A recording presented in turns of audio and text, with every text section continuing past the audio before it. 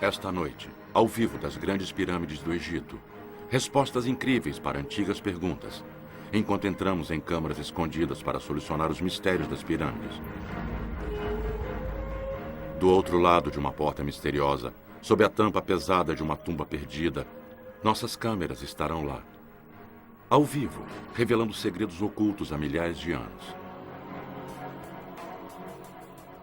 Primeiro, um antigo cemitério à sombra das pirâmides e uma tumba diferente de todas as outras. Dentro dela, o caixão lacrado mais antigo já encontrado no Egito, seus segredos ainda guardados em pedra. Esta não é uma descoberta comum. É a tumba de um supervisor das pirâmides, um dos principais encarregados de uma das maiores obras da história da humanidade. O que há lá dentro? Uma múmia? Ou um tesouro para outra vida? Talvez pistas sobre como as pirâmides foram construídas. Vamos descobrir quando abrirmos, ao vivo, e solucionarmos o mistério da tumba do supervisor. Em seguida, um dos mistérios mais intrigantes de todos. Quem construiu as pirâmides? Como uma civilização tão antiga poderia construir estas magníficas estruturas? Novos indícios irão surpreendê-los e mudarão para sempre sua maneira de encarar as pirâmides. E, finalmente, no coração da Grande Pirâmide, o maior mistério de todos. Um túnel secreto bloqueado por uma porta de pedra. O que haverá do outro lado?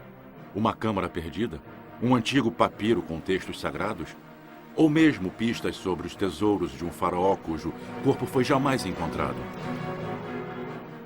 Esta noite, ao vivo, um robô construído especialmente procura pela resposta e soluciona o mistério do túnel secreto.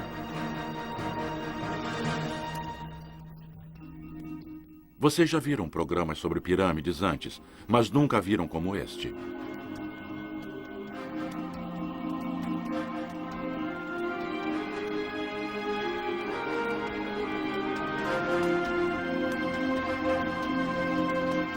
O National Geographic Channel apresenta Pirâmides do Egito, Segredos Revelados.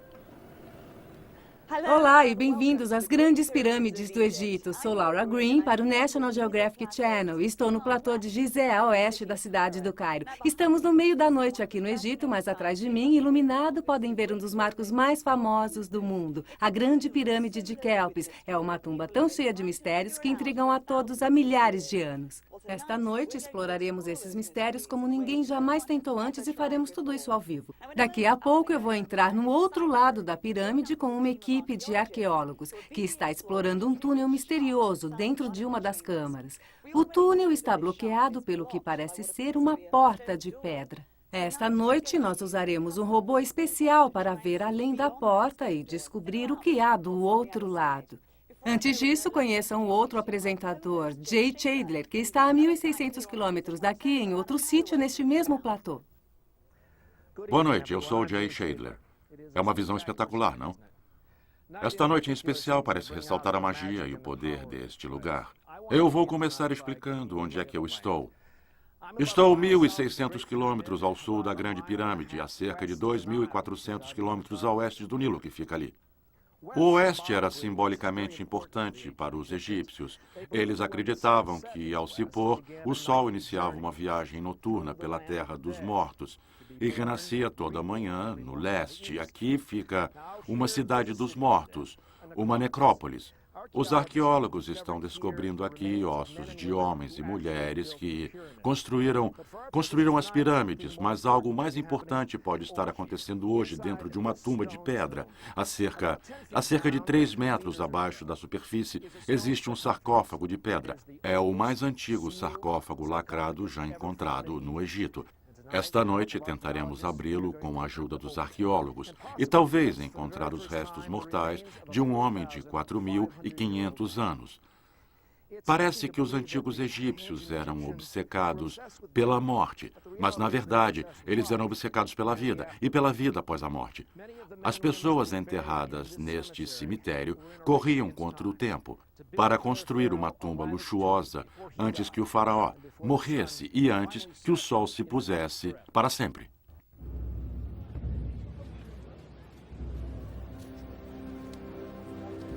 O faraó Kelps passou a vida se preparando para a morte, porque, ao contrário de nós, os antigos egípcios acreditavam poder levar tudo consigo. Kelps sabia que se seu nome jamais fosse esquecido, ele viveria para sempre, seria imortal. Então, encomendou a maior pirâmide já construída. Ele também sabia que a eternidade é um longo tempo, então levou muitas coisas para a outra vida. Ninguém sabe o que Kelps levou, porque seu tesouro fúnebre jamais foi encontrado. O mais incrível é que o seu corpo também nunca foi encontrado.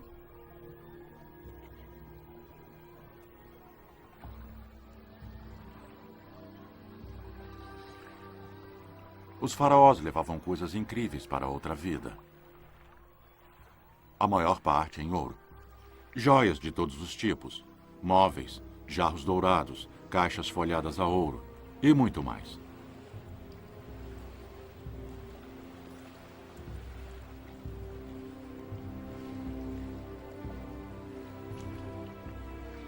A barca fúnebre de Kelps, que atravessou o Nilo da terra dos vivos para a terra dos mortos, conteria todo o tesouro dele e também o seu corpo.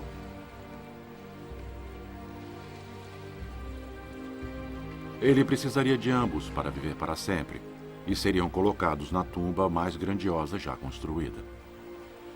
Mas onde estão eles agora? Esse talvez seja o maior mistério da Grande Pirâmide. Será que sua múmia e tesouros ainda podem estar lá dentro? Esta é a Grande Pirâmide de Kelps. Eu andei 400 metros de onde eu estava. E agora vocês podem me ver na lateral da pirâmide. Eu estou subindo pelo lado de fora para a entrada. E só posso dizer que é incrível aqui em cima. Ao ver a pirâmide de Kelps, você não consegue deixar de pensar onde estão o corpo e o tesouro dele. Este é apenas um dos mistérios. A equipe que vamos encontrar investiga um dos mais intrigantes. Esta é a entrada da Grande Pirâmide. A entrada original foi bloqueada quando enterraram o faraó.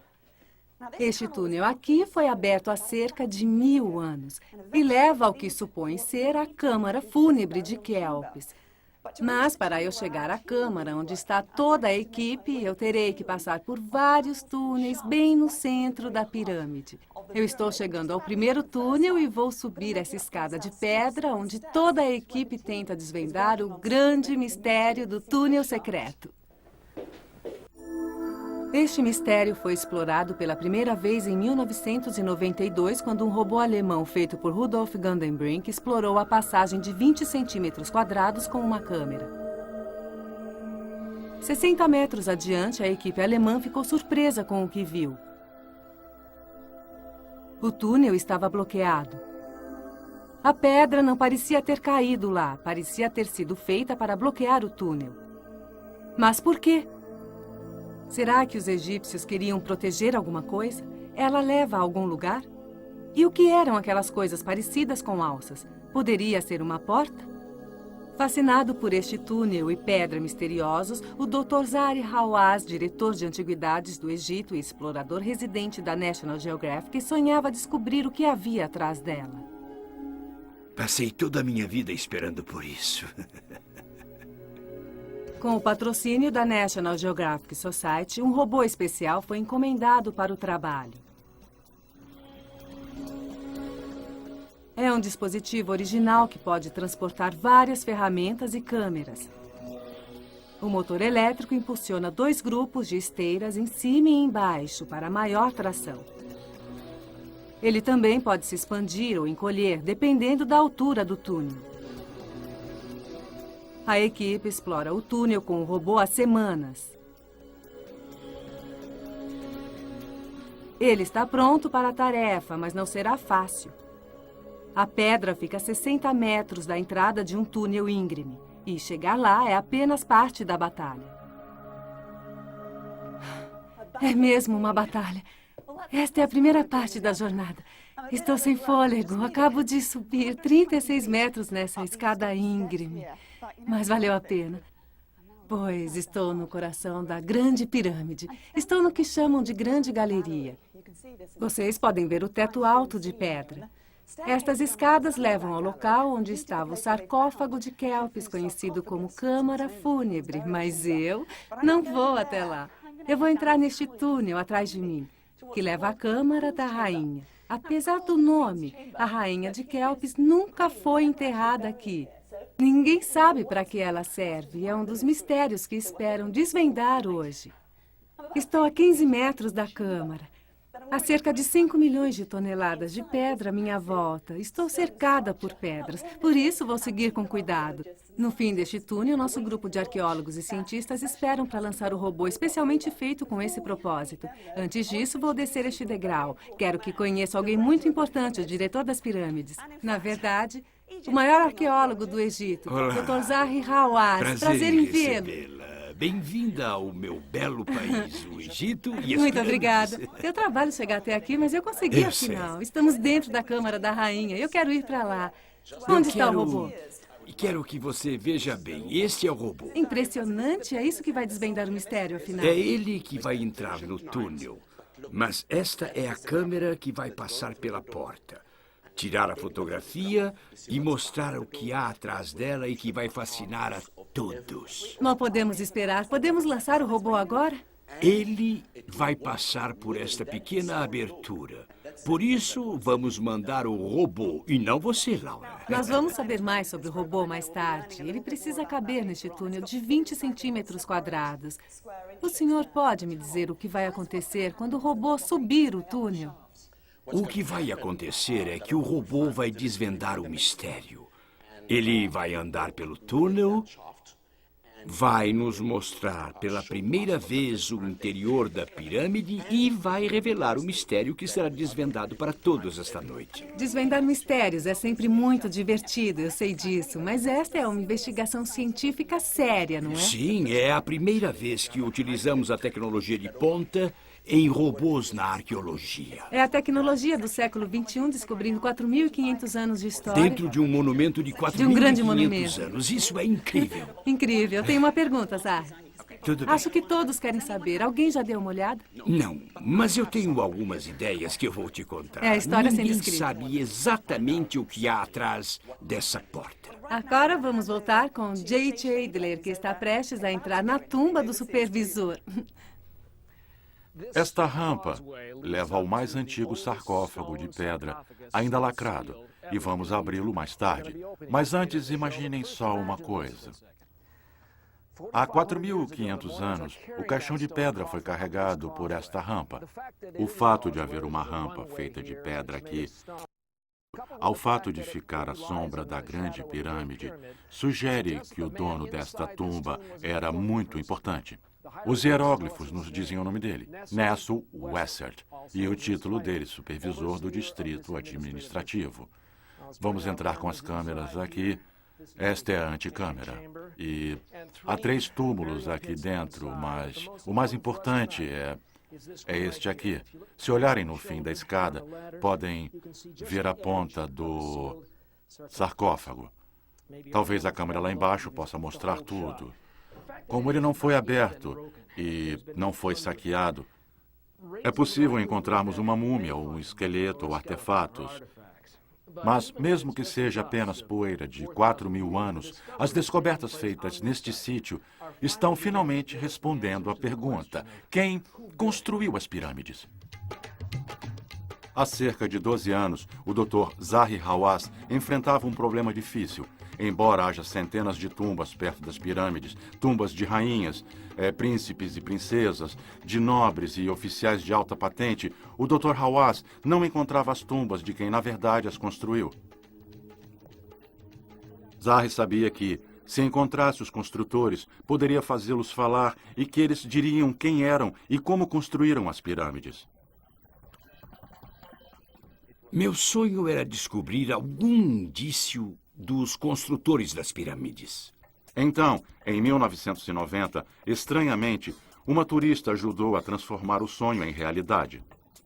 A descoberta aconteceu meramente por acidente. Eu estava no meu escritório, era agosto, e fazia calor. O chefe dos guardas me disse: senhor, uma mulher estava andando a cavalo e a pata do cavalo entrou num buraco. Eu vim para cá, observei o acidente, vi a parede de tijolos e vi que era uma grande descoberta. Esta foi a primeira tumba que encontramos. Era lindamente abobadada, completamente rebocada. Quando olhei aqui, eu vi o nome escrito em hieróglifos: Ptah Shepsu. Do outro lado, eu vi um nicho para as oferendas dadas a este homem durante o banquete. Ao lado do nome havia um título, conhecido do rei. Este é o começo dessa importante história.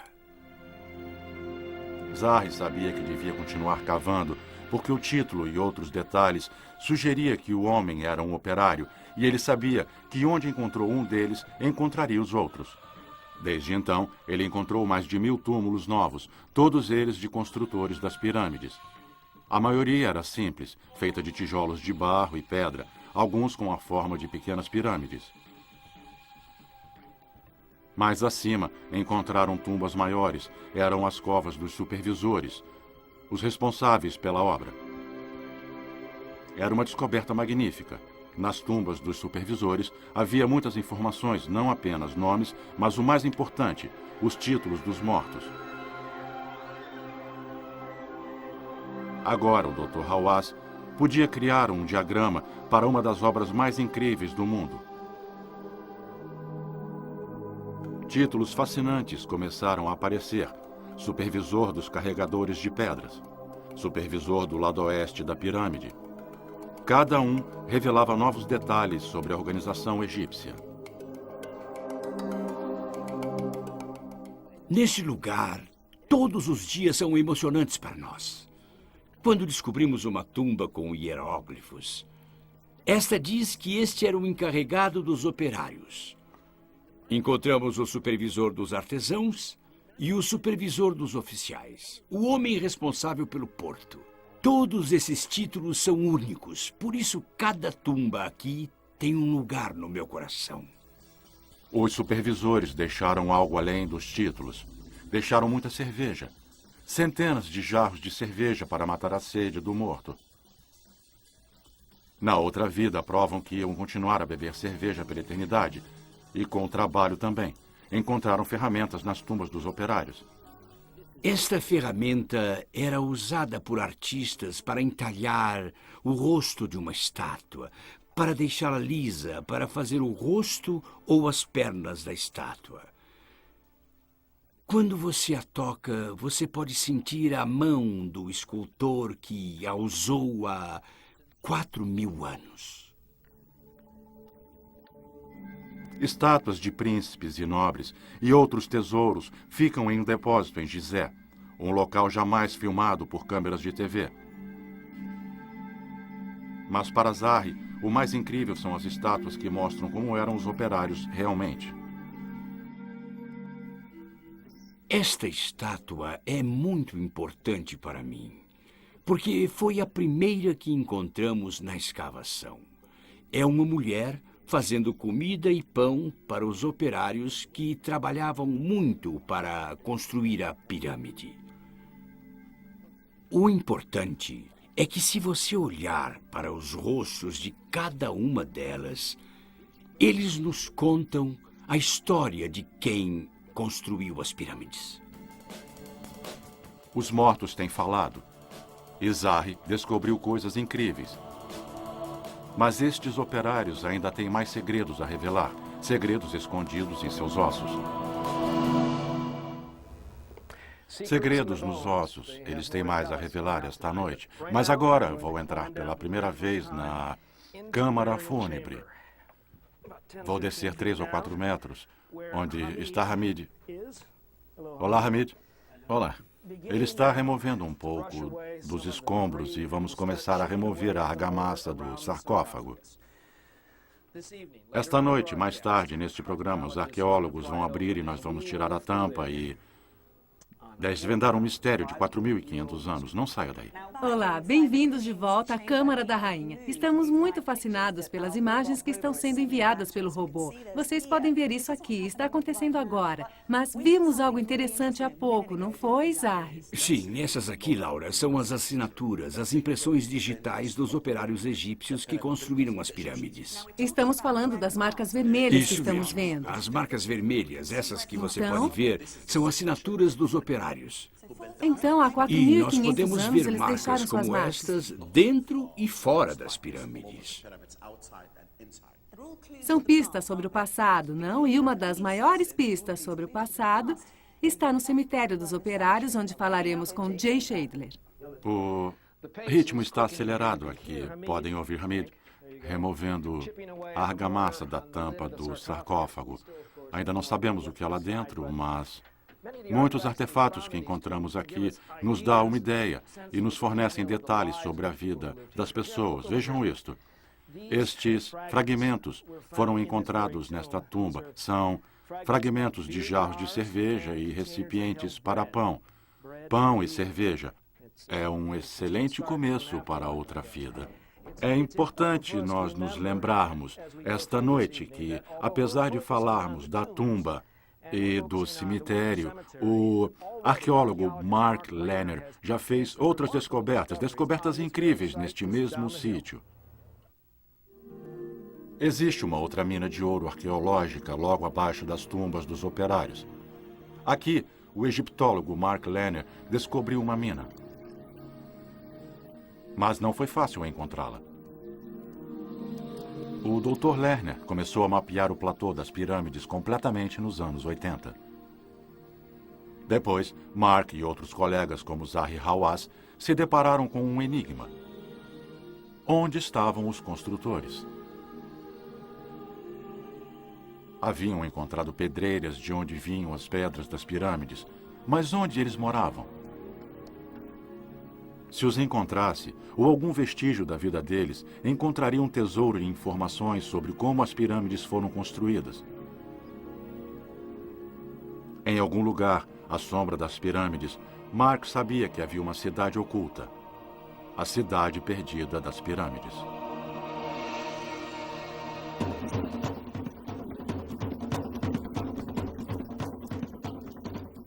Quando começamos a escavar, não sabíamos o que esperar. Havia muitas pirâmides e tumbas, mas não sabíamos como as pessoas viviam. Quando você reúne milhares de pessoas para construir uma pirâmide, qual a marca que isso deixa? A menos de 1,5 quilômetros da Grande Pirâmide, perto de um subúrbio do Cairo, ele encontrou essa marca. Em uma de nossas primeiras temporadas de escavação, uma escavadeira, uma máquina, fez um buraco no sítio e quase atingiu 3 contêineres de cerâmicas. Eles apareceram sobre uma superfície de cinza negra, tão consistente que a chamamos de veludo negro. Sabíamos que deveria ser uma antiga padaria, pois nos desenhos das tumbas eles se representam fazendo pão em grandes potes, como os que encontramos nesta padaria. Mas ninguém nunca tinha visto uns tão grandes. Eles são cônicos por dentro e deviam modelar os pães que os vemos carregando nas cenas de oferendas nas tumbas. Havíamos visto as cenas nas tumbas, mas nunca tínhamos encontrado uma padaria como essa antes. Empolgados com a descoberta, eles expandiram o sítio e ele continuou crescendo. Os restos de um muro levavam a outros mais, em uma rede de prédios de tijolos e ruas ordenadas. Em um segundo arqueológico, eles descobriram um sítio maior que 6 campos de futebol. Além de ser um dos maiores sítios escavados no Egito, ele era o mais estranho. Os arqueólogos nunca haviam encontrado uma cidade assim. Não esperávamos estas ruas separando fileiras de galerias. Não pareciam moradias nem acampamentos. Nunca tínhamos visto algo assim. Mark ficou mais intrigado quando a mesma coisa voltava a aparecer. Uma padaria após a outra.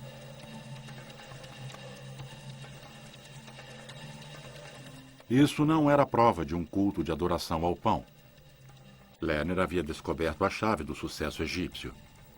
Encontrar as centenas de padarias nos mostrou como a pirâmide foi feita no começo da história egípcia. Eles não tinham fábricas de pães sofisticadas. Eles apenas pegavam o que faziam em suas casas e repetiam isso muitas e muitas vezes. Eram padarias em escala industrial, não em escala doméstica.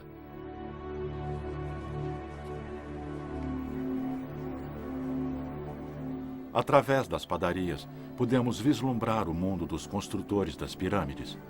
Um lugar onde o pão era a dieta básica. As padarias forneceram um modelo para entendermos todo o complexo projeto das pirâmides. Centenas de padarias para milhares de operários que carregavam milhões de pedras para a pirâmide de seu faraó.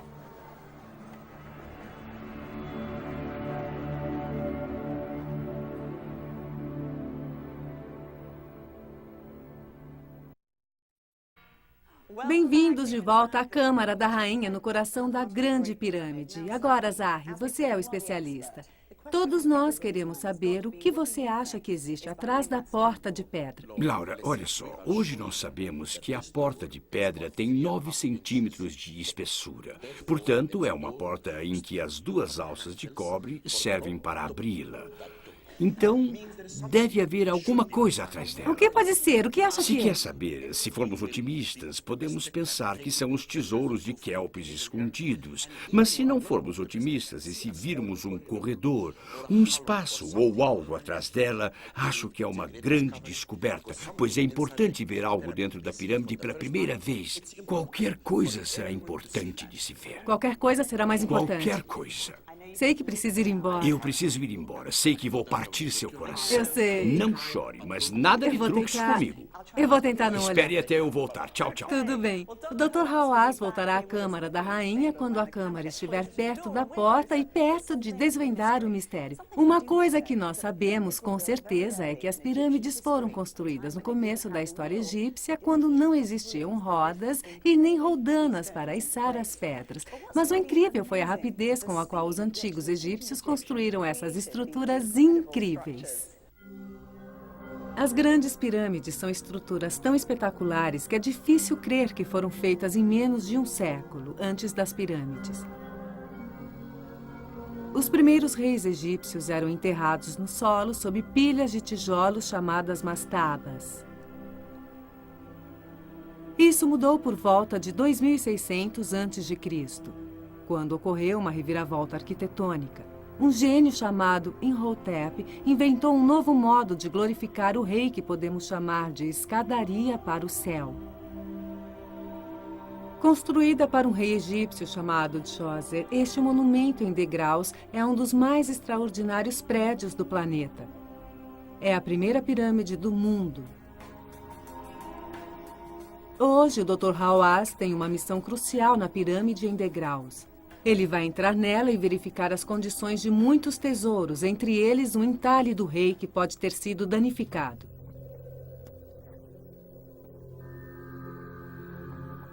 Ele desceu em um labirinto. O arquiteto não construiu uma só pirâmide enorme para Djoser, mas também um palácio subterrâneo para a eternidade.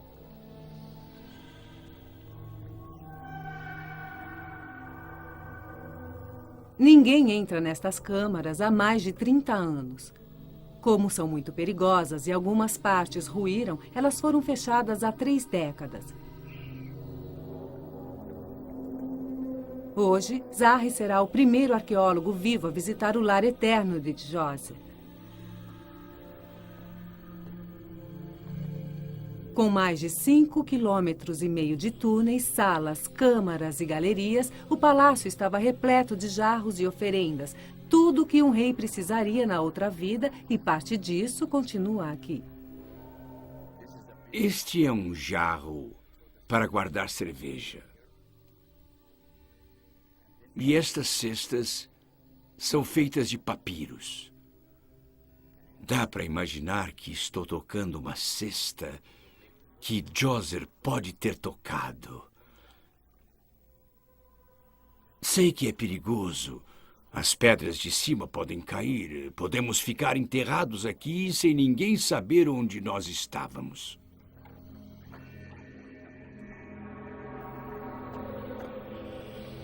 Na base de um túnel imenso, Zahri chega à câmara fúnebre de Djoser.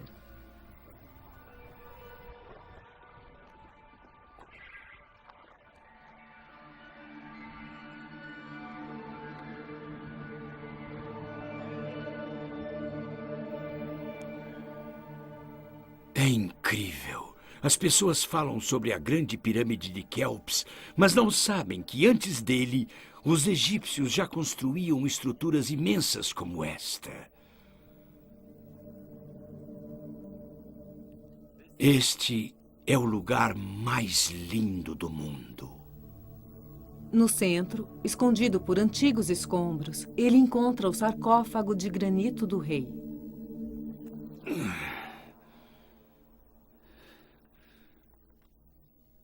É muito pesado. Acho que pesa mais de 20 toneladas com a tampa.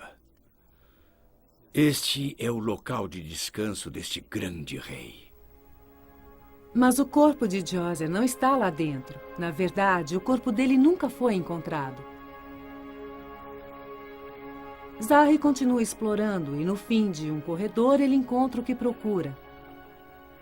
Uma grande imagem do rei, entalhada numa porta mágica. Djoser passaria por esta porta para entrar na outra vida. Incrível. Para Zahri, este é um momento emocionante. Nada disto era para ser visto pelos vivos. Hoje é um dia muito importante em minha vida. É maravilhoso. Zahri pode voltar para o século XXI e para o reino dos vivos sabendo que os tesouros estão bem. Talvez mais do que qualquer um, Zahri compreenda o valor da pirâmide em degraus. Sua criação foi como um relâmpago para os antigos egípcios, desencadeando um estouro de 100 anos de construção de pirâmides. Nesse período, o grande faraó Snefru, pai de Quéops, resolveu um problema intrincado que é importante para o programa de hoje. Ele descobriu como construir câmaras e túneis dentro de uma sólida pirâmide de pedra. Mark Lerner, um dos maiores especialistas em pirâmides, veio para a primeira pirâmide de Snefru para revelar como solucionou o problema. Séculos antes de os romanos aperfeiçoarem o arco, como os egípcios evitavam que o enorme peso da pirâmide esmagasse a câmara fúnebre do rei embaixo. Para construir uma câmara mais acima na pirâmide sem que o peso dela esmagasse a câmara, eles colocavam consolos nas paredes laterais. Eles avançavam cada trecho de alvenaria alguns centímetros a mais que o trecho abaixo, até que a câmara se fechasse sobre si mesma. Assim, o peso da pirâmide não ficava sobre a câmara do rei. Com essa inovação, o corpo de Snefru pôde ser colocado mais alto, mais perto das estrelas e da vida eterna após a morte. Enquanto eles estudavam como colocar o corpo mais acima, as laterais da primeira pirâmide de Snefru desabaram. Os operários ainda não sabiam construir uma pirâmide com laterais lisas que não desabassem. Então, Snefru começou a construir outra.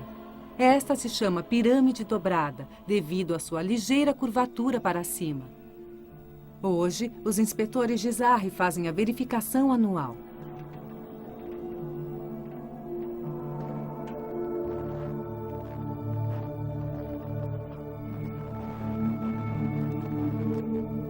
Lá dentro, eles verificam que os operários de Snefru eram mestres na arte dos consolos. Esta câmara possui uma abóbada alta e era apenas uma antessala da câmara fúnebre. Para chegar até ela, os inspetores sobem vários metros e depois passam por uma série de túneis. Para garantir que seu corpo ficasse em paz, Snefru queria que a câmara fosse quase inacessível. Mas mesmo com esta câmara magnífica, agora repleta de morcegos, Snefru não ficou satisfeito. Nenhum corpo ou sarcófago foi encontrado aqui. Ninguém sabe por que Snefru não gostou desta pirâmide. Talvez fosse o formato estranho. Se tivesse continuado em seu ângulo original, seria a maior pirâmide já construída. Mas, para alguns cientistas, as laterais eram íngremes demais e ela teria desabado. Determinado, Snefru começou mais uma pirâmide, a terceira em menos de 30 anos. Desta vez, ele optou por uma versão menor, mas com laterais perfeitamente lisas. Chamada Pirâmide Vermelha, ela foi o teste máximo da construção de pirâmides.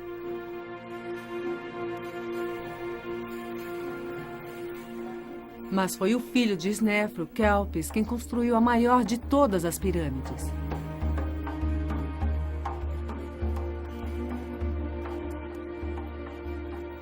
Quando Kelpis se tornou faraó, ele imediatamente começou a planejar sua própria morte, incorporando as mais recentes inovações.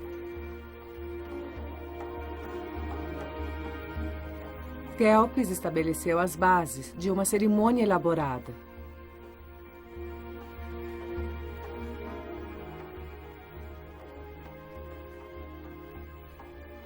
Então, a construção de uma das futuras 7 maravilhas do mundo poderia começar.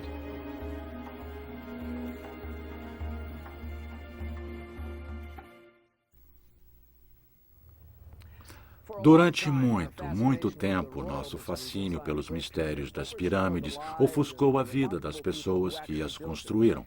Mas foi aqui que muitas delas foram enterradas. O Dr. Hawass, em particular, se interessou em estudar este local e as vidas delas. Quando ele chegar, e ele já está a caminho, ele já vai chegar, ele vai supervisionar a abertura do sarcófago de Nessul-Wessert, nosso homem de 4.500 anos. Em virtude dele ser um supervisor das pirâmides, Nessul-Wessert devia saber precisamente como elas foram construídas. Uma pergunta sem resposta há milhares e milhares de anos. À medida que a nova pirâmide de Kelpis subia, um labirinto era construído lá dentro.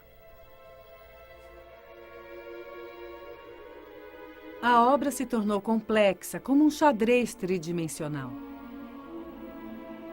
À medida que cada camada de pedra era posicionada, eles deixavam espaços no lugar certo para cada túnel e cada câmara. Em qualquer etapa da obra, era possível ver a complexidade do trabalho.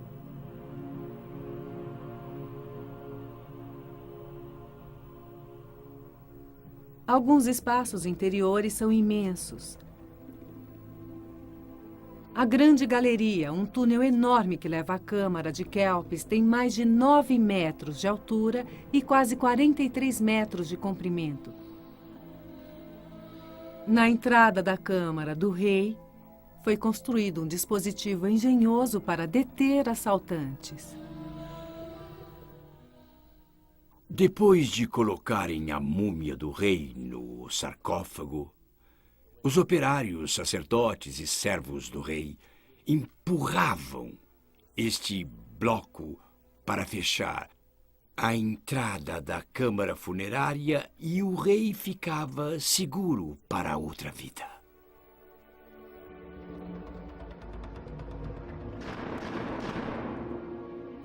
Os blocos foram removidos há muito tempo, provavelmente por assaltantes. Do outro lado fica a câmara fúnebre.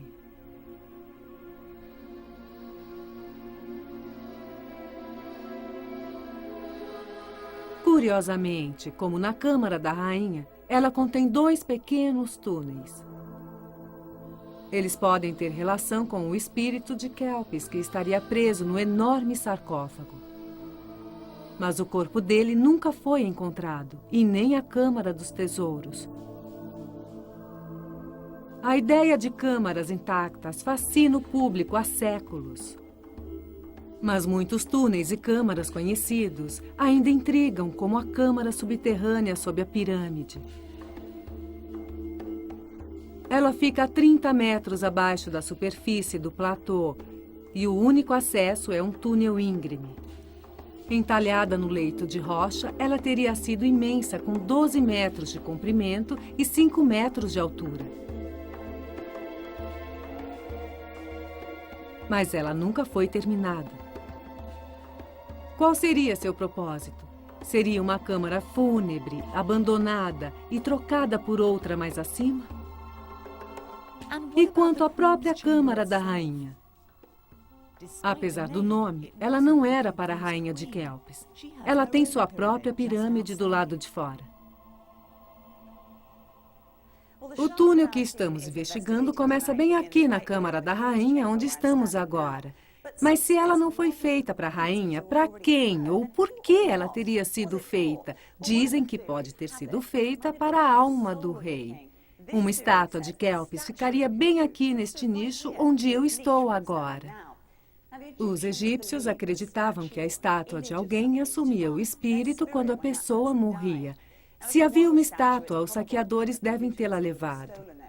Aqui atrás, os saqueadores tentaram abrir um túnel na pedra, provavelmente na esperança de encontrar a localização do tesouro de Kelpis, mas não havia nada lá. Esta noite, talvez encontremos um novo espaço na pirâmide, se for isso que estiver atrás da porta de pedra. As investigações dependem principalmente de uma máquina incrivelmente construída. Meses atrás, antes do começo da expedição, especialistas trabalhavam em Boston, Massachusetts. Eles enviam robôs aos locais mais inacessíveis do mundo. Projetar um para subir 60 metros em um túnel na pirâmide mais famosa do mundo foi até para eles um trabalho incomum. Parecia um desafio. O verdadeiro desafio, o fascínio da pirâmide é uma coisa com a qual qualquer engenheiro gostaria de se envolver. A primeira tarefa foi testar um protótipo do robô para ver se ele conseguia subir o túnel. Ele só tem que andar 60 metros, mas tem que chegar até a pedra com equipamento suficiente para ver o que há atrás dela. E tudo precisa caber em um robô que vai subir um túnel de 20 centímetros quadrados. Tamanho é documento. Quando se está na metade do caminho e você diz, puxa vida, se eu tivesse uns 20 ou 30 centímetros a mais, eu poderia fazer tudo diferente. Quanta carga temos agora? Não será fácil. Olha aí. Eles precisam treinar sobre a areia, pedras soltas e outros obstáculos. É muito difícil. Vai ter que subir de cabeça para baixo. Esse é o pior ambiente que nós já enfrentamos, porque a areia, ela entra nos mecanismos. O robô se esforçava para subir o túnel teste. O peso simulava 60 metros de cabos que o robô terá que arrastar atrás de si. Ele vai ter que puxar uma carga pesada. Vai puxar uma carga de até uns 22 quilos. Era tudo o que podiam fazer no laboratório. O verdadeiro desafio os aguardava na maior pirâmide do mundo.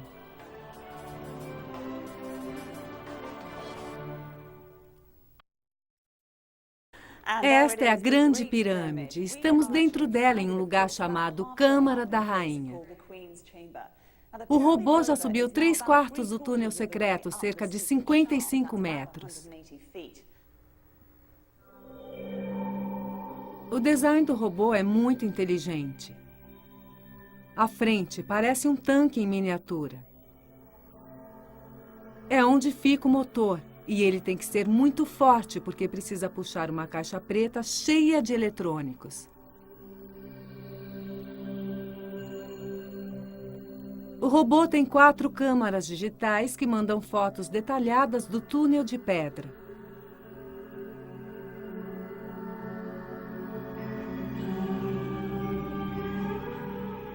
O líder do grupo, Mike Basset, ainda não conseguiu controlar o robô via controle remoto. Vou ter que ficar brincando de videogame por uns dias. Mas ele logo pega o jeito e começa a avançar pelo túnel numa velocidade de 1,5 metro por minuto. Finalmente, depois de andar cerca de 54 metros, afinal, eles conseguem ver a porta de pedra. É a porta, já dá pra ver, olha só. Mas chegar até ela seria difícil. Bem na frente do robô existe um degrau. Ele tem 5 centímetros de altura, mas para o tamanho do robô é uma grande escalada.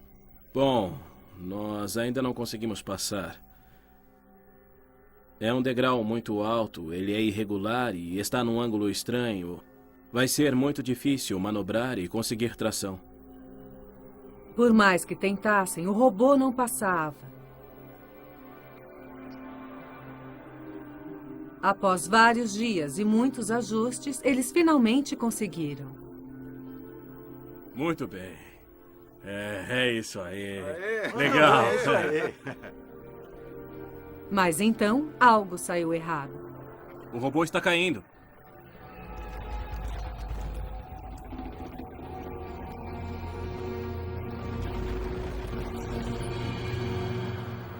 O robô caiu quase 55 metros. O projeto parecia estar acabado. Mas, incrivelmente, o robô sobreviveu quase intacto e eles descobriram a razão do seu defeito. Um pino de metal quebrou, a correia perdeu contato com a parede e o robô despencou. No dia seguinte, com um novo pino e alguns ajustes, o robô subiu a parede com facilidade. Minutos depois, Zahri consegue dar a primeira olhada na pedra com suas intrigantes alças de cobre. Olha só como a pedra é lisa. Ela é linda. Ela é muito uma bonita. bela imagem mesmo. Era a imagem mais detalhada que já tinham conseguido e logo fizeram uma descoberta que os atormentou. Por esse vão, na parte de baixo, dá para ver as sombras e dá para ver claramente que esta pedra está num sulco vertical na parede lateral. E isso é uma ótima notícia, porque é o que se faz quando se monta uma porta para que ela escorregue por cima para fechar. Então, a especialista Maggie Waters nota substâncias curiosas na frente da pedra. O que você acha que é? Eu acho que deve ser argamassa. Eu acho que foi colocado aí de propósito. O fato deles terem selado essa pedra com argamassa mostra que isso é um espaço. Eu tenho certeza de que essa pedra pode ser removida, com certeza. Eu também acho. Podia ser removível quando construíram, mas a argamassa deve ter trancado a pedra para sempre. Isso quer dizer que a única forma de ver o que há do outro lado é fazer um buraco pequeno para introduzir uma câmera.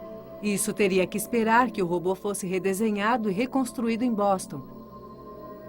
E isso só serviu para aguçar ainda mais o apetite de ver o que estava atrás da pedra. A equipe voltou para cá há 2 semanas com um novo robô e o batizou de Explorador de Pirâmides 2.0. Uma das inovações foi uma rampa para subir o degrau. Ela não ficará no túnel para sempre e será removida no fim da investigação. Vamos lá? A equipe queria descobrir o máximo possível sobre a pedra. Seria uma porta? Ela se move? Ou seria um bloco sólido? Mais que tudo, queriam ver além dela. Mas só se pudesse minimizar os danos à pedra. Eles já haviam tentado olhar por todas as fendas que existem, como a que fica no canto, mas nenhuma dá acesso ao outro lado. Nesta viagem, o robô iria levar um instrumento para medir a espessura da pedra. Para uma leitura precisa, o robô teria que empurrá-la com até 18 quilogramas de força. Pronto. Ajustando, reajustando. Pronto. Além de medir a espessura, ele verificou se a pedra se movia. Mas ela nem se mexeu. Então, notícias incríveis. O aparelho de medição indicou que a pedra tinha apenas 8 centímetros de espessura. Então, talvez pudessem perfurar um orifício na pedra. Mas Zahri não tinha certeza. Para mim, o que importa é a segurança da pirâmide. Se não for seguro, eu jamais concordarei. Jamais. A equipe construiu um modelo do túnel em pedra e começou a perfurar. Em menos de 25 segundos, o robô havia perfurado até o outro lado da pedra, permitindo a passagem de uma câmera com a luz. Ainda desconfiados, eles fizeram furos em vários tipos de pedra. Algumas desgastadas, como a pirâmide, outras ainda piores. Nenhum dos furos apresentou lascas ou fraturas. Por fim, o Dr. Hawass decidiu ir em frente. Com uma furadeira, o robô seguiu em sua missão mais importante até então. Eram 6 da manhã, no fim de um turno de 24 horas. Todos estavam lá para ver este momento histórico.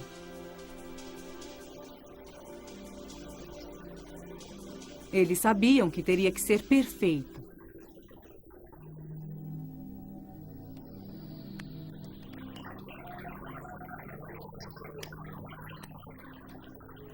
Um orifício perfeito e nenhum dano à pedra.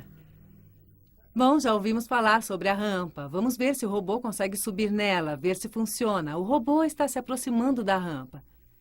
Greg é um dos operadores. Como ele está se saindo?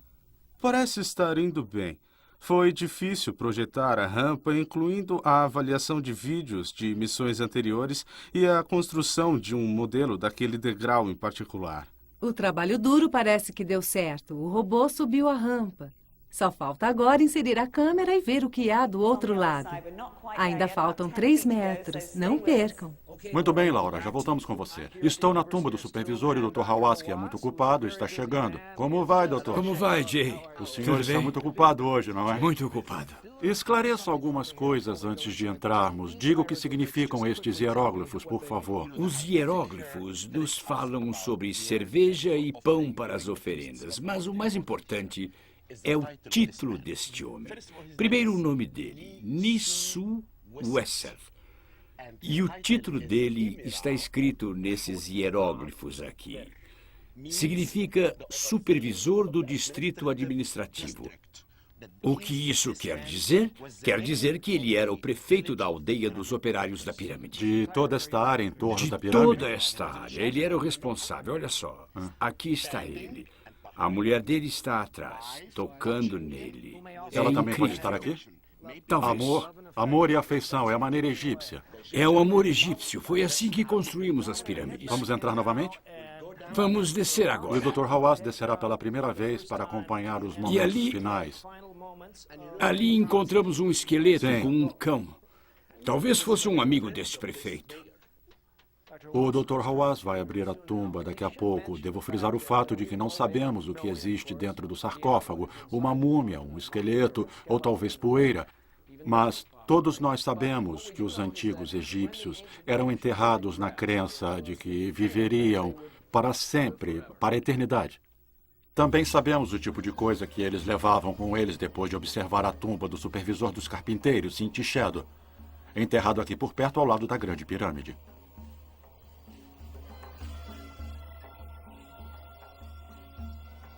Ser enterrado aqui tão perto do rei com certeza aumentava as chances dele na eternidade. Como supervisor, Inti Shadow podia pagar especialistas em enterro. Ele levou muitas estátuas para a cova, cada uma pintada e entalhada na pedra. Sua imortalidade dependia das estátuas que, colocadas dentro da tumba, serviriam como dublês de espírito. As estátuas, jarros de cerveja e outros artefatos nos deram detalhes-chave sobre os construtores. Mas os detalhes mais importantes na tumba de Inti Shadow, assim como os dos outros trabalhadores encontrados no cemitério, estão nos seus ossos. Inti Shadow e os demais operários enterrados aqui conseguiram a imortalidade graças aos cientistas egípcios atuais.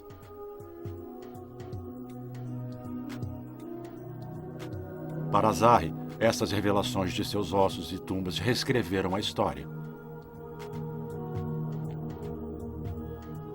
Antes de encontrá-los, Zahi só tinha os textos de um antigo historiador grego que dizia que um exército de 100.000 escravos tinham construído as pirâmides. Mas descobertas novas da especialista em ossos, doutora Asa Mohamed Sari Eldin, contradizem os gregos. A doutora Asa sabe ler os ossos e eles contêm as histórias dos antigos operários.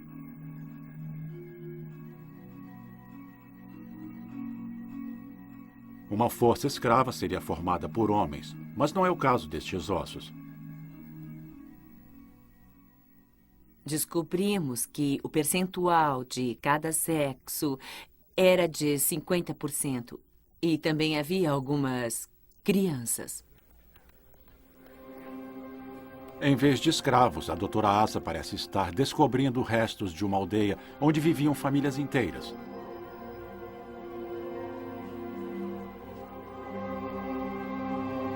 E os ossos contam uma outra história sobre esse lugar.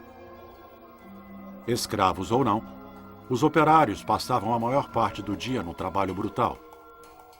Raios-X dos ossos antigos revelam um grande desgaste. Muitas das juntas foram destruídas pela pressão.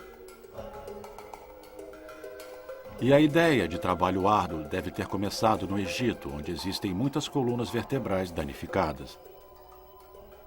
Esta aqui está bem curvada, e isso devido à compressão das vértebras, especialmente estas duas vértebras estão bem desgastadas.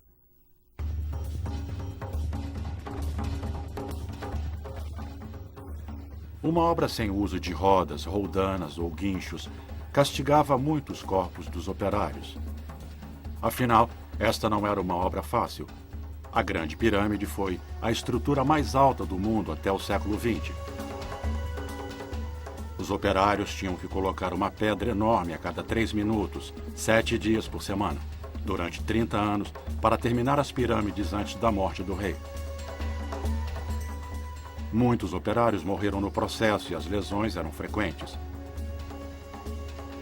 Mas uma descoberta incrível prova que muitos sobreviviam às lesões. Este é um exemplo de osso fraturado. É um osso do braço. E este osso cicatrizou em uma boa posição. Este osso cicatrizou tão bem que deve ter sido imobilizado por um especialista, e é apenas um entre muitos exemplos. Mas a maior surpresa é que eles faziam mais que isso. Existem indícios de que eles também faziam cirurgias.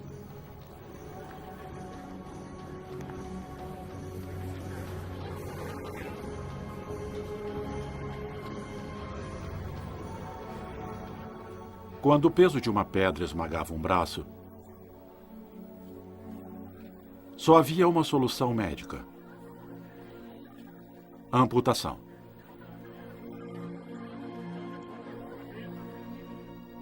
Estes são os 2 ossos do braço. Esta é a posição normal e foram amputados aqui, cerca de 1/3 do braço. O mais incrível é que o homem sobreviveu. Aqui temos também o osso superior do mesmo indivíduo, que é esta parte do osso. E vemos que ele está curvado porque este indivíduo sofreu uma amputação aqui e começou a usar a mão assim, provocando esta curvatura no osso que vemos aqui. Isso significa que esta pessoa viveu muitos anos após a amputação. Ninguém pensava que alguém sobreviveria a uma cirurgia assim na época em que as pirâmides foram construídas. Além de conter sangramentos, os médicos também continham infecções, talvez cauterizando o ferimento com metal quente.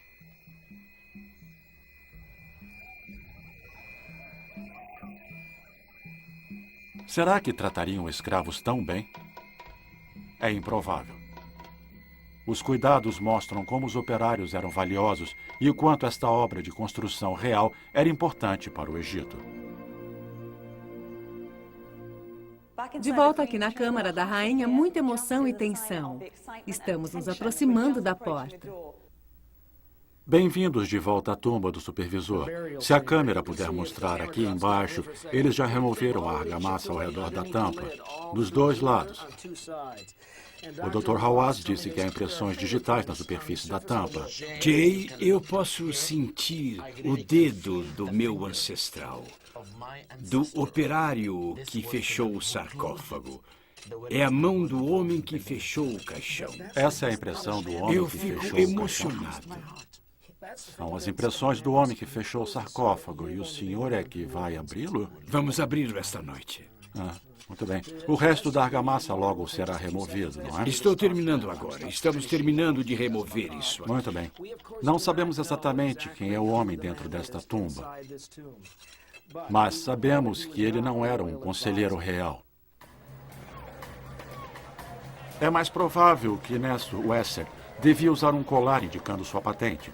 Pode ter trabalhado como um quartel-mestre, fornecendo suprimentos e especialmente a comida para os operários. Ele pode ter sido um tipo de prefeito na cidade perdida que Mark Lerner descobriu. E talvez saiba as respostas para os enigmas de Lerner.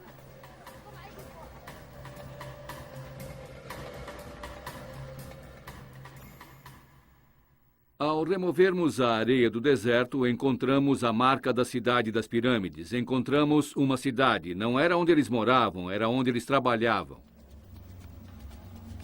E eles não faziam apenas pão.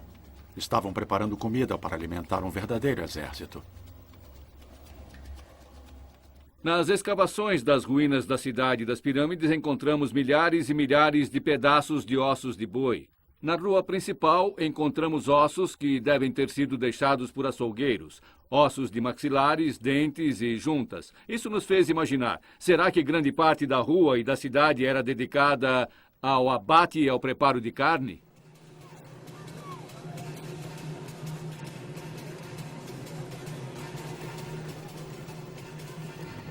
Havia ainda mais segredos sobre a comida nas ruínas.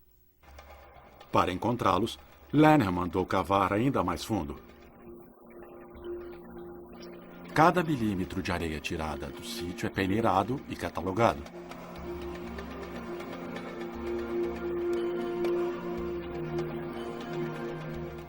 Centenas de milhares de fragmentos de cerâmica, carvão e até sementes são analisados e registrados com detalhes.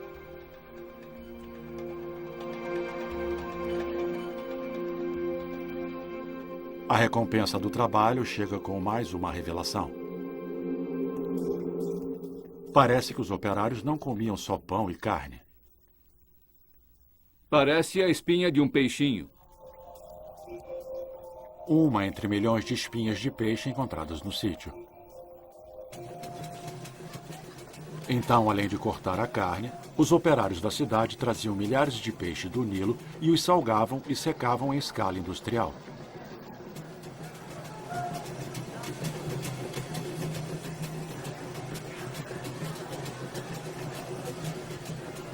Isso não era ração para escravos. Os operários comiam como atletas olímpicos. Há ossos de boi para alimentar milhares de pessoas que comiam carne todo dia por décadas durante o período que levaram para construir as pirâmides de Gizé. Agora Mark sabia bem o que eles comiam. Mas onde acontecia todo esse banquete? Perto das padarias, Mark encontrou os restos de um prédio com uma estranha disposição de gamelas e bancos. Encontramos bases de coluna como esta sob os bancos. E, através dos buracos nos bancos, concluímos que havia colunas a cada 5 cúbitos egípcios. Estávamos, na verdade, no mais antigo salão de colunas do Egito. No chão do salão, Mark encontrou mais ossos. Quando escavamos as gamelas e os bancos e examinamos com cuidado, encontramos espinhas de peixe por toda parte. Encontramos um monte delas. Pareciam folhas secas de pinheiro. Que ótimo! Devem surgir mais espinhas de peixe. Seriam os restos e migalhas da cantina mais antiga do mundo?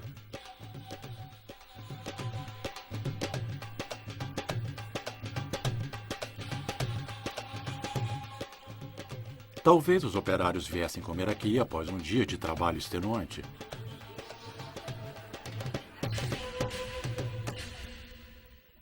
Vendo como viviam, Lerner descobria como trabalhavam. Mas as pirâmides não dependiam só de peixe, carne e pão. Os operários precisavam dormir. Sabemos onde eles estão enterrados, mas onde milhares de operários dormiam após trabalharem o dia todo pelo faraó?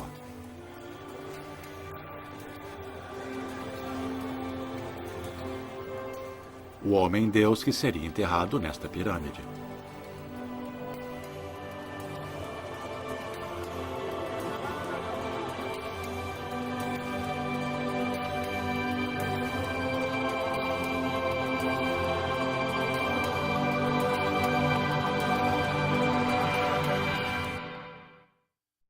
Estamos de volta na câmara fúnebre. O Dr. Hawaz e Hamid já removeram toda a argamassa e agora chegamos ao momento onde vamos romper o lacre.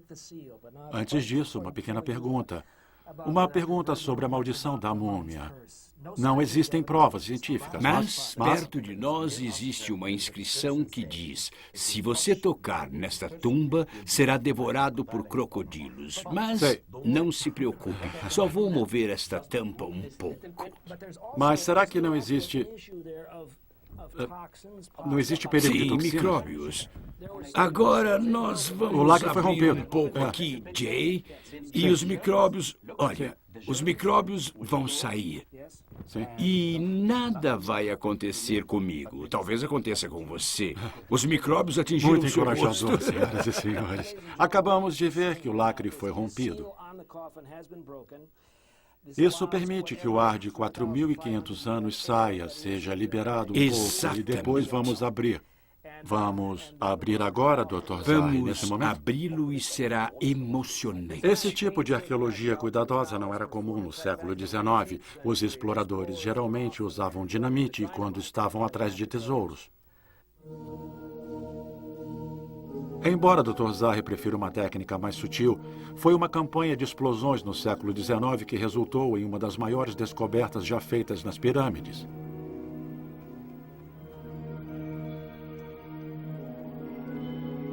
Na época, o coronel inglês Howard Vyse usou dinamite em uma fracassada caça ao tesouro dentro de uma grande pirâmide.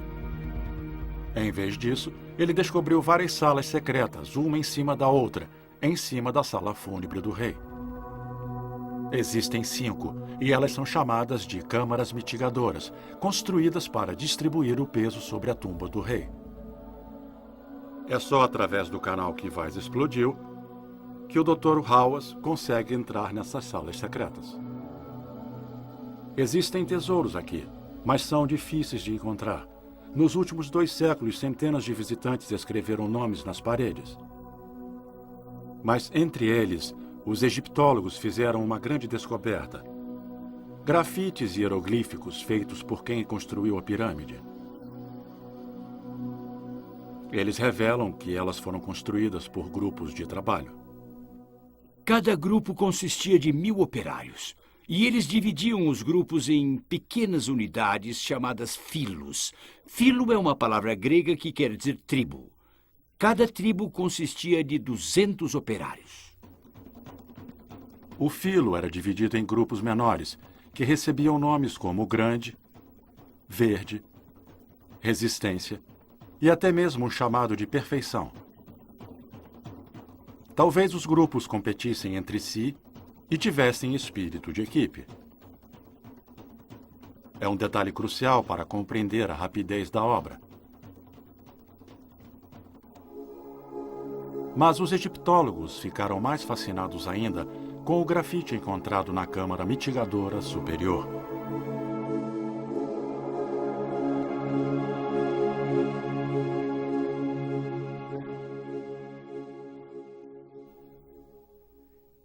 Veja aqui. É a primeira vez que vemos o nome de Kelps aqui dentro da pirâmide.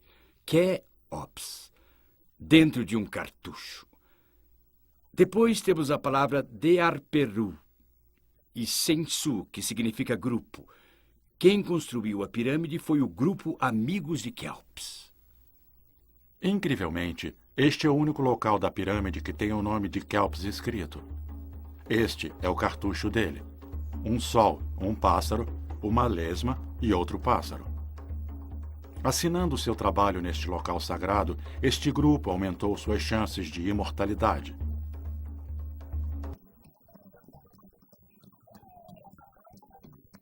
Dividir os operários em grupos revelou como os planejadores organizavam seus homens. Isso pode ajudar McLennan a solucionar um problema. Além das padarias, açougues e peixarias nas ruas da cidade das pirâmides, havia prédios estranhos e grandes, com aposentos tipo galeria. Os egípcios criaram o boliche, mas estas não são as pistas de boliche. A princípio, não sabíamos o que era. Era muito estranho e não era o que esperávamos. Esses quartos longos seriam usados na produção de comida? O que os operários faziam aqui? Então, certa manhã, Mark teve uma ideia. Essas galerias com mais de 18 metros de comprimento podiam ser dormitórios. Talvez fosse aqui que os operários dormiam. Se elas eram dormitórios, será que era aqui que os grupos Perfeição e o grupo dos amigos de Kelps dormiam? Além de trabalharem juntos, os grupos podiam dividir o mesmo alojamento. Esta teoria deixa Mark com mais uma dúvida. Ele acha que a obra empregou apenas 25 mil operários. Há espaço para 2.000 nos dormitórios. Então, onde os outros dormiam? É possível que todo o canteiro de obras fosse um acampamento. Pode-se imaginar que os trabalhadores deviam acampar por toda a pedreira e até na pirâmide.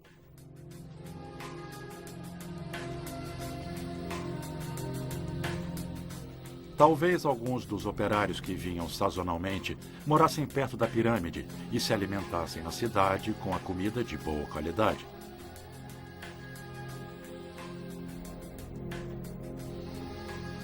Mas supervisores como Nessu Essert, cuja tumba abriremos daqui a pouco, e os especialistas da obra não deviam acampar. Onde eles moravam? O cenário de Mark ainda estava incompleto, mas isso iria mudar.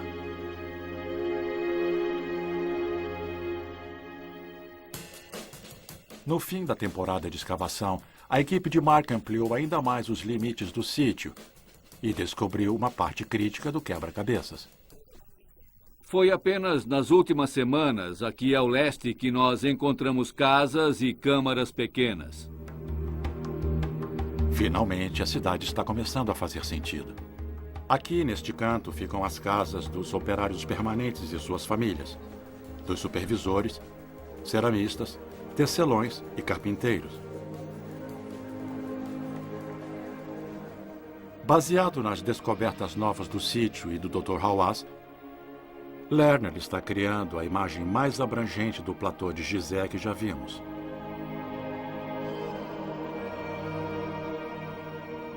A primeira cidade industrial do mundo, cercada por casas de artesãos e suas famílias, um acampamento para operários sazonais e um incrível projeto de construção.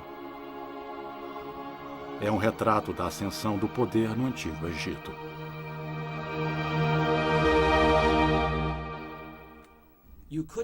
E não há um símbolo mais espetacular desse poder que esta estrutura, que era revestida de pedras brancas. Estamos na Câmara da Rainha, prestes a descobrir o que há do outro lado. Se existe um momento de revelação, é este. 4.500 anos atrás. Estamos prontos, vamos lá. Prontíssimo. A tampa vai sair. E vamos tentar trazer a câmera para cá.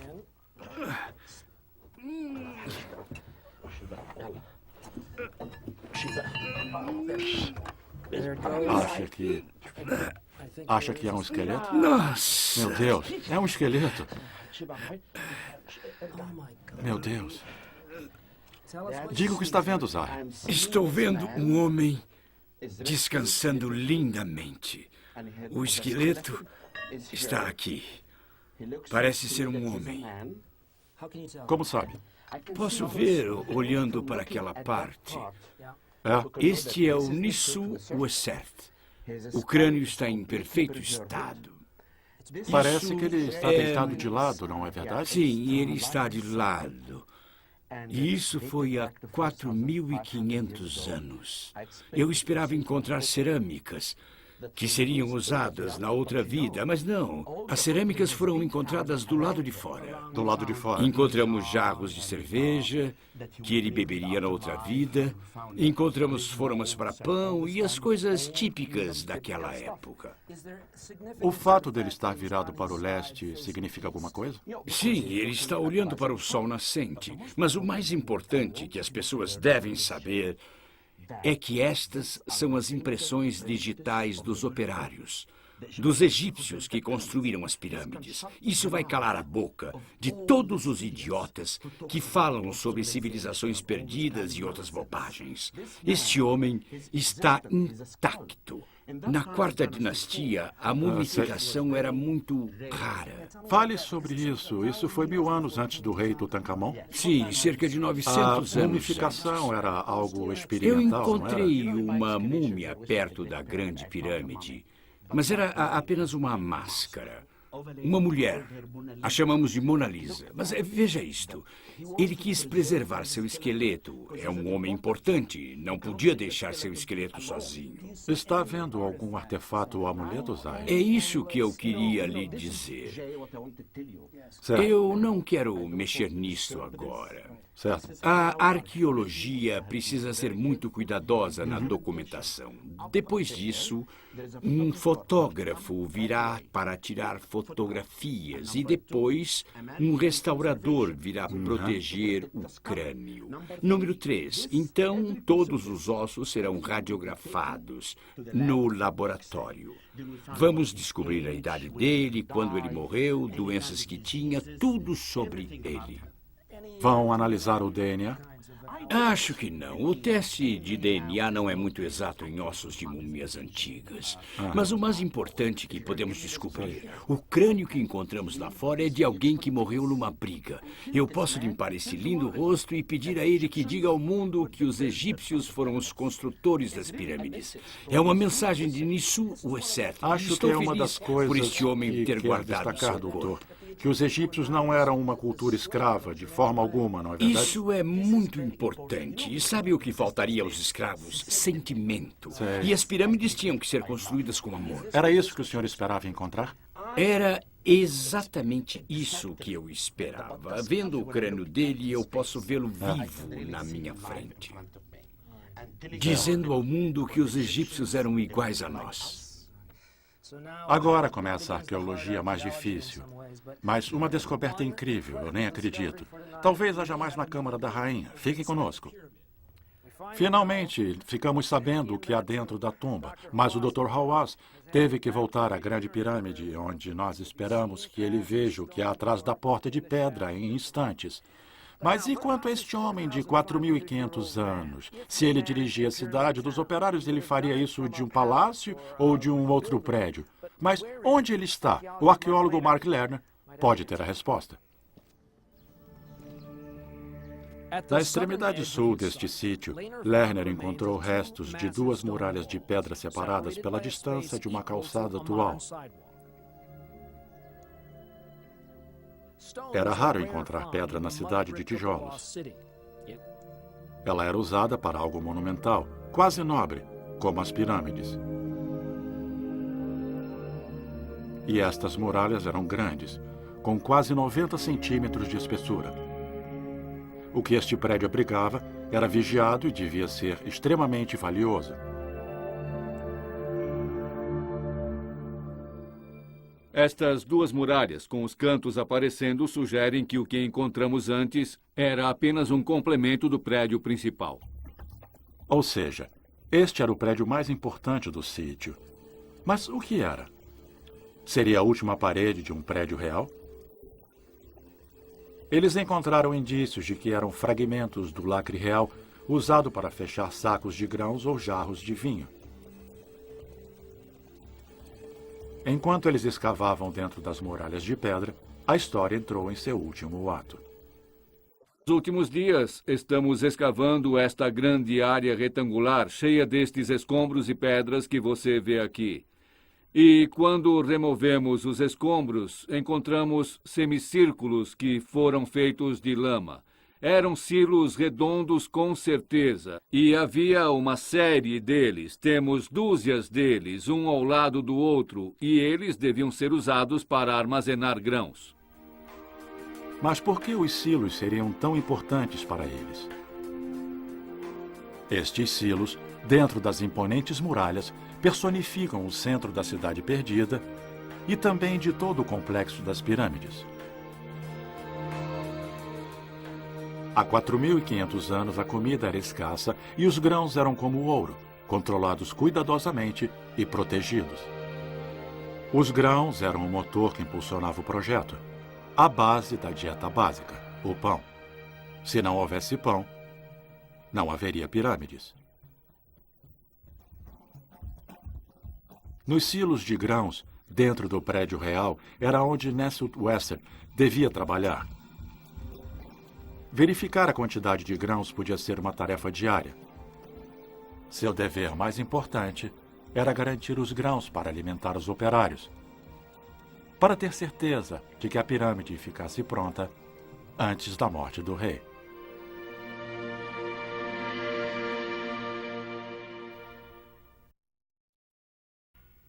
Lá está ela, a pirâmide de Kelpos, que originalmente era revestida de pedra branca brilhante.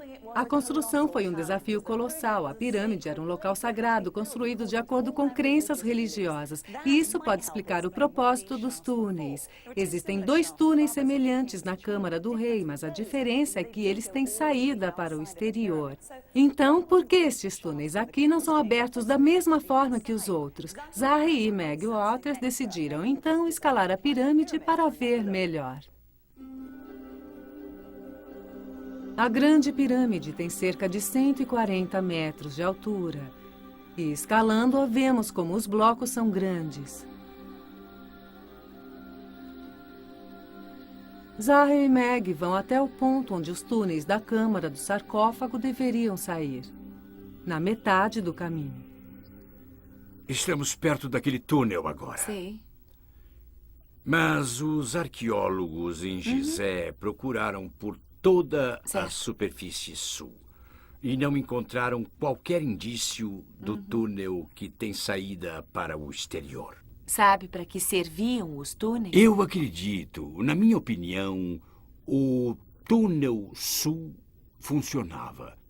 Era um corredor simbólico para a alma do rei e para o deus Sol Ra. Simbolicamente, os egípcios achavam que a alma do rei passaria pelo túnel. O túnel norte também é um corredor que levaria a alma do rei para as estrelas. O papel dos túneis devia ser muito importante, porque construí-los foi incrivelmente difícil. Eles não foram feitos após o término da pirâmide. Como vimos, eles foram feitos à medida que a pirâmide subia. E por que o rei precisava de túneis especiais? A alma dele não podia sair pela porta comum? O egiptólogo Rainer Stadelmann acha que o rei se recusava. Isto é muito, muito importante. Está escrito nos textos da pirâmide, e nesses textos o rei diz: não me apetece pisar no solo. Eu, o rei, subirei direto aos céus. Mas se o espírito do rei foi direto para o céu, por que se deram ao trabalho de construir túneis na câmara da rainha, onde o rei sequer foi enterrado? A resposta pode estar ligada à magia. Mark Lerner acha que a câmara da rainha era uma sala lacrada, habitada apenas pela alma do rei. Mas a alma teria que sair da pirâmide para os céus, e uma porta de pedra não seria um problema? Uma passagem bloqueada não deteria a alma do rei. Ela não precisaria estar aberta para o rei sair. O principal meio de ir para o outro mundo numa tumba era o que chamamos de porta falsa. Quando faziam uma porta de pedra que era mágica e se comunicava com outro mundo. Mas se a pedra é um tipo de porta falsa mágica, por que parece ter alças? Essas alças de cobre são instrumentos mágicos que o rei, isso é, a alma do rei, pode pegar ao passar pelo corredor e usá-las. Usar essas alças para assim abrir as portas do céu. A magia era essencial para os rituais egípcios. E a Câmara de Kelpis devia ter todo tipo de papiros com textos mágicos e orações para ajudá-lo a caminho dos céus. Mas o que há atrás da pedra? É bem possível que exista um rolo de papiro atrás dela, porque não há espaço para mais do que isso. O mistério do túnel secreto continua nos intrigando. Estamos de novo dentro da Câmara da Rainha e esta é a hora da verdade, não é, Zahri? O momento que esperávamos. A câmera está alinhada com o orifício na porta de pedra. Agora vamos vê-la entrando no orifício e com a câmera vamos descobrir o que há atrás dela. Vamos ver o que acontece. Vamos ver. As luzes estão acesas. A câmera está indo em direção ao orifício. Zahri, diga o que está acontecendo. A câmera está entrando, mas não vemos nada. Certo. Minha nossa, veja aquilo.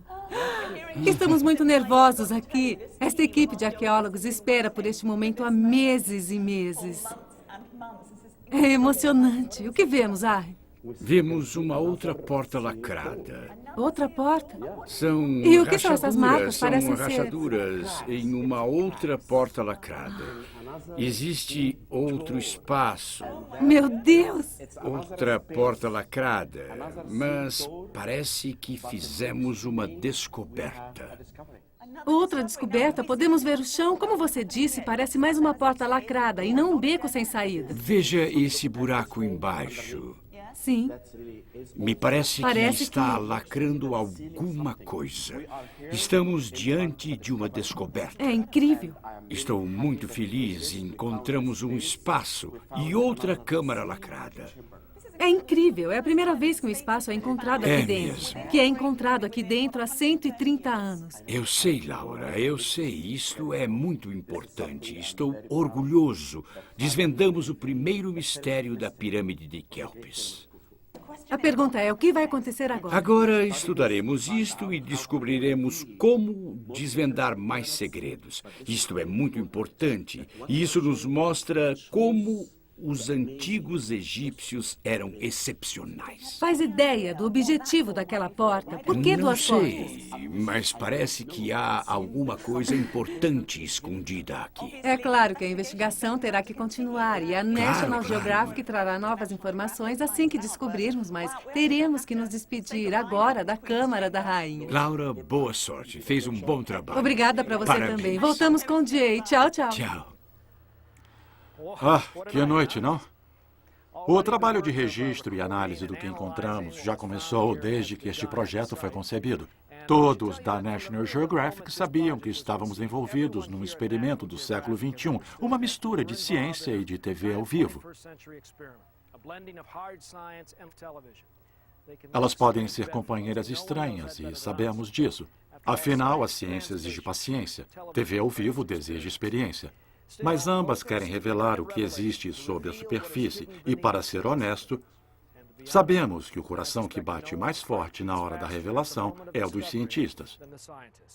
Se nós conseguimos mostrar a vocês uma amostra deste mundo, o momento em que o desconhecido é revelado, vamos considerá-lo um sucesso. Esta noite continuamos em solo sagrado, lar da primeira grande civilização do mundo. Para Laura, Dr. Hawass e todos da National Geographic, eu sou Jay Shadler. Boa noite do platô de Gizé e das grandes pirâmides.